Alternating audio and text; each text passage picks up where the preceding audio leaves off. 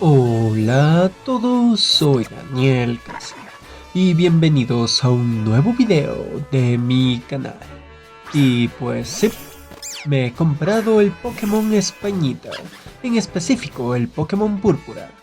Aunque adoro el diseño y colores de Koraidon, mejor conocido como el Motosaurio, pero me encantó completamente el diseño de Miraidon, con sus colores azulados y púrpuras, su estilo futurista, sus brillantes llantas, esas sexys curvas, esa atractiva mirada. Ok, mejor paro. Y ahora que lo pienso, sí se puede mirar de forma sensualoide a Miraidon siendo un dragón motocicleta. Creo que sería muy parecido a ese extraño fetiche de internet con aviones femeninas antropomorfas. Bueno, soy tremendo furro, pero tengo mis límites. Y al elegir el Pokémon Púrpura también me perderé de los Pokémones exclusivos, incluido Koraidon. Además de que ya no tendré la experiencia con la señora Porfipíseme, pero a cambio estaré al cuidado del profesor Chad.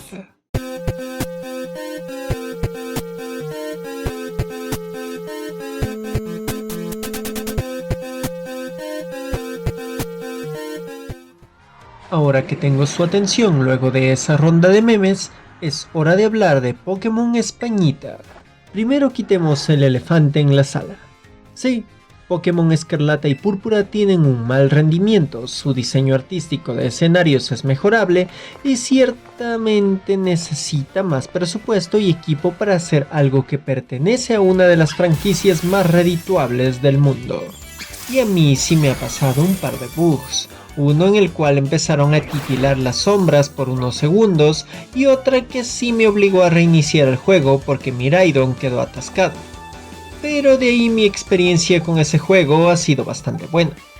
En esta nueva entrega de la saga principal de Pokémon estamos en la región de Paldea, basada en España, y Game Freak ha decidido tomar todo lo aprendido de Pokémon Espada y Escudo y de Pokémon Leyendas Arceus para darnos un mundo abierto de tamaño considerable y que invita a que lo exploremos. El tema de darnos una montura y salir a explorar luego de 1 o 2 horas de juego me parece magnífico, haciendo que podamos hacer las misiones principales del juego de la forma que querramos, y querer buscar en cada recoveco del mundo a los 400 Pokémones colocados en este juego, de los ya más de 1000 criaturas de bolsillo que ahora posee la franquicia. Y para darnos más selección y disfrutar de la exploración, Pokémon Escarlata y Púrpura tiene 3 ramas de misiones, siendo una los clásicos gimnasios, otra el enfrentamiento de bases del equipo de villanos de esta entrega y otra la lucha contra Pokémones dominantes. Mi favorita de todas estas es la última, aunque todas son útiles a la hora de enfrentar los retos finales del endgame y el competitivo. Todo esto y varias cosillas más, como el explorar la escuela, hablar con los profesores de la misma, y otros detalles que no quiero desvelar, le dan a este juego una magnífica experiencia y actualización que necesitaba desde hace años la franquicia de Pokémon. Pero, aunque estoy disfrutando mi viaje por Paldea, siento que al igual que con Espada y Escudo, este juego pudo haber sido aún mejor. Aunque el mundo abierto se siente bien, algunos detalles de exploración están perfectos y otros son simples. Uno de esos detalles es que el mundo está segmentado en niveles, así que si inicias tu viaje contra oponentes de alto nivel, logras vencerlos y subes notablemente de experiencia, las misiones que dejes atrás se van a ver como un simple trámite, y eso es lo que me ha estado pasando.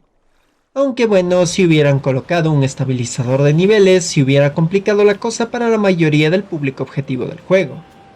También está el tema de varias cosas de la historia que la vuelven magnífica para la saga. No al nivel de Pokémon Blanco y Negro, pero por lo menos me han hecho poner sentimental, y han dado cierto arco de personaje, como es con el caso de las misiones de Pokémones dominantes. Personalmente, yo sí estoy disfrutando muchísimo Pokémon Escarlata y Púrpura, a pesar de todos sus errores. Aunque creo que se debe a que yo veo a Pokémon de una manera un tanto diferente a cómo lo ven las críticas tanto completamente negativas o abrumadoramente positivas. Pues Yo veo los juegos de Pokémon como un álbum de cromos.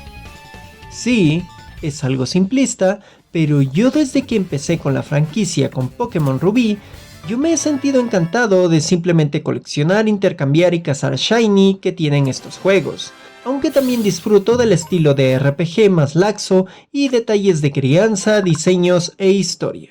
Aún así, no quiero decir que no merezca un producto de excelente calidad para todos los tipos de jugadores, incluso para mí mismo.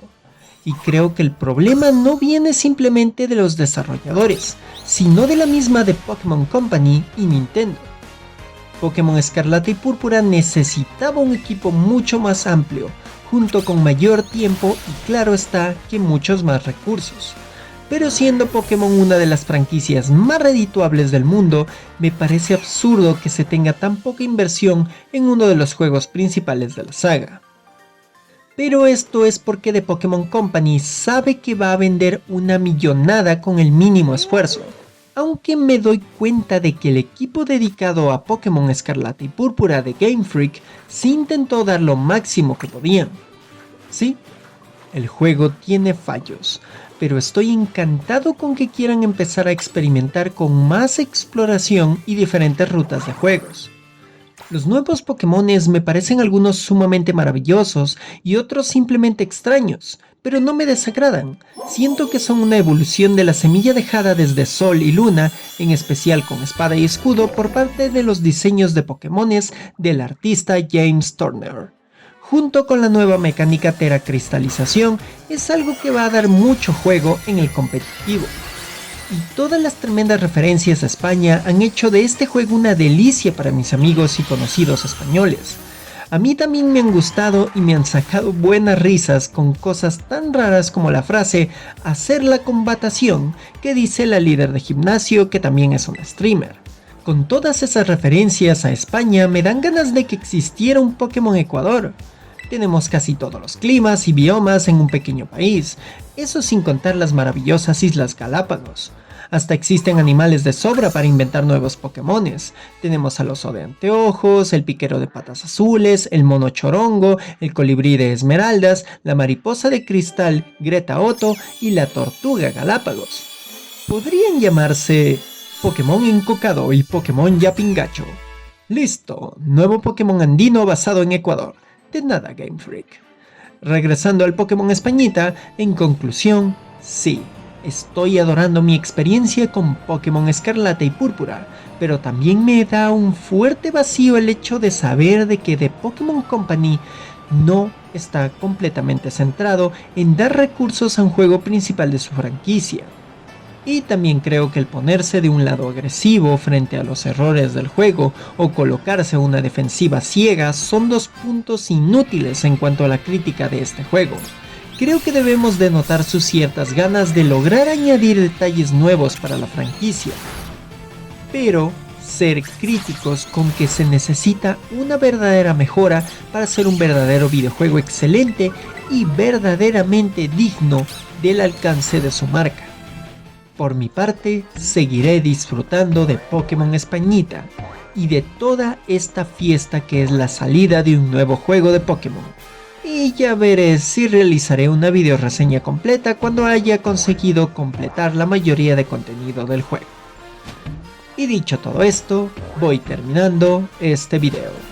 Si les gustó este video, les invito a dejar su like, comentarios, ver mis diversos contenidos o suscribirse si no lo han hecho.